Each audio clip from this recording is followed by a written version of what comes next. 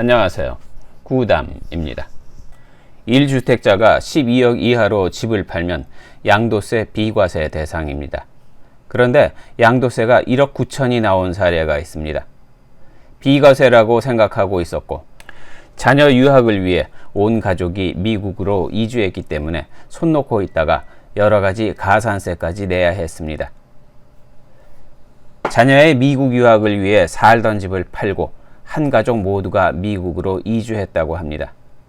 2007년 3억 원에 매입했던 아파트를 미국 이주를 위해 2023년 5월 8억 7천만 원에 팔았습니다. 그런데 양도세가 1억 9천만 원이었습니다. 문제는 1세대 1주택 비과세 특례를 받으려면 거주자 요건을 충족해야 한다는 것을 모르는 상태로 2년 동안 한국 땅을 떠나 있었습니다. 장기간 국내 주소를 두고 있지 않아 비거주자에 해당되는 경우였습니다. 그래서 거주자에게만 적용되는 1주택 비과세 특례 대상이 아니었습니다. 만약에 거주자 요건을 유지했다면 1세대 1주택 12억 원 이하 2년 이상 보유 등의 요건을 만족시켜 양도세 전액을 감면받을 수 있었을 겁니다. 자녀 유학을 위해 모든 것을 정리하고 미국으로 이주해 비거주자로 분류되면서 1세대 1주택 비과세 특례를 받을 수 없었습니다. 세법상 거주자로 인정받기 위해서는 국적과 상관없이 183일 이상 국내에 거주해야 합니다. 부모님이나 친척의 거주지 등으로 주소지를 옮겨두어도 거주자로 인정받을 수 없습니다.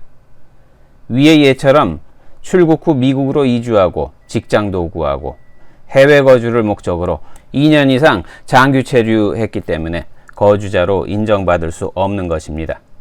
15년 이상 한 아파트에서 거주했고 양도세 비과세 요건을 만족시키긴 했지만 비거주자가 되는 시점이 문제가 된 것입니다. 취약 등의 이유로 세대 전원이 1년 넘게 해외로 출국하는 경우 1세대 1주택자로서 양도세 비과세 특례를 받으려면 출국 후 2년 이내에 살던 집을 처분했어야 합니다. 위의 예에서는 출국 후 2년이 지난 시점에서 집을 팔았기 때문에 1가구 1주택자로서 양도세 비과세 혜택을 받을 수 없었던 것입니다. 단, 전 가족이 해외 거주를 하더라도 해외 현지 법인 등의 임직원으로 파견된 경우는 거주자로 인정을 받습니다.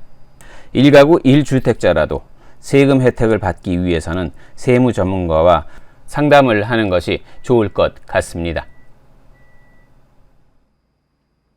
이번 영상 어떠셨습니까? 도움이 되셨습니까? 구독, 좋아요, 그리고 알림 설정 꼭 해주시기 바랍니다. 감사합니다.